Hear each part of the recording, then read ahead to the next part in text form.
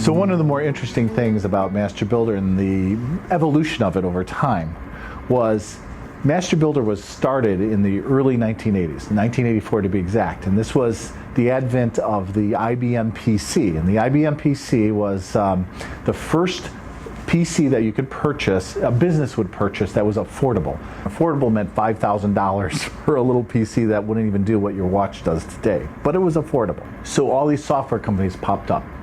And one of the things that was really interesting that Master Builder went through is in the mid-1990s, when they had converted to Windows, there were dozens and dozens of construction software packages.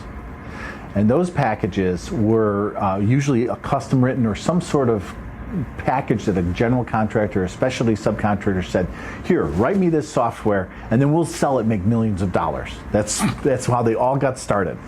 And what happened is no one was selling it, nobody was making millions of dollars. And Dan Smith recognized this, and he brought together all of his competitors in a room, and he said, you guys are all just barely making it, we're barely making it. Can we do something smart and bring our efforts together and maybe come up with something that's successful for everybody instead of fighting each other? Unfortunately, his effort failed.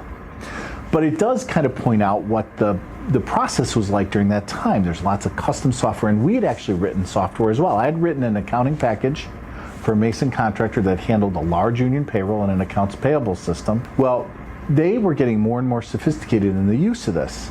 And what happened was they said, Larry, we want you to do more and more. We want to be able to have multiple users do it, and we want to add this functionality and that functionality, and do estimating and do that and do this. Well, it became really a much bigger job than I was prepared to do or our company was prepared to do. And of course, now all this new software, pre-packaged software like Master Builder was coming onto the market. So there was this whole transition period where we actually moved our clients from software we had written to this packaged software. Well, the problem with that is when you have software written for you, you get exactly what you want. You get your reports to say exactly what you want. And when you buy a prepackaged software, especially in the early days when it was pretty crude in a lot of that sort of thing, what would happen is the clients that we had would get these packages, we'd put Master Builder in instead of custom stuff or instead of things that they had done with Excel or whatever was available, and they wouldn't get the reports they wanted. So again, being a technical person, my solution was, well, let's just grab that data because they're collecting all this data. It's stored in a database. What's a database there to use but to grab it, massage it, and present it? Well, unfortunately, when I called Master Builder to kind of get help doing this and say, hey, this is what I'm interested in, this is what people are doing, there was not a lot of support for this. They actually were quite resistant to us taking their data and presenting it any other way than what they wanted. And that was consistent across the industry. There's not a lot of people doing this.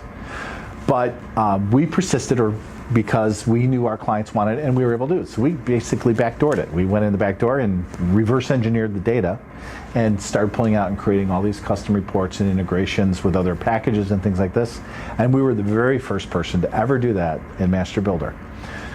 We met resistance to that for about 5 years, and the only reason we survived it again is the owner, Dan Smith, protected us against the support people and all that, and we, his position was, no, we're not evil, we're not trying to steal software, we're trying to make it work better for the client, and he was very visionary in that regard. And ultimately what happened as they progressed and they ultimately sold the product and they survived that transition period, they were one of the few.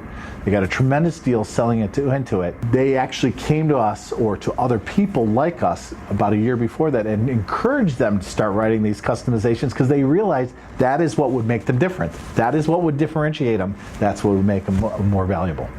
And they did that and they survived it while many of their competitors failed, went out of business, got consolidated, gobbled up by other people. Dan Smith wasn't the only visionary. It sounds like you were quite the visionary yourself. I wouldn't call it visionary. I would say that I simply was trying to meet the needs of our clients. And I actually had a unique set of tools. I was not a CPA that felt like this was a black box and it could only give me what I was smart enough to punch the keys and get it. I could go reach in and grab whatever I want. Of course, that model is rampant now everywhere, but back in the early days, that was not so much.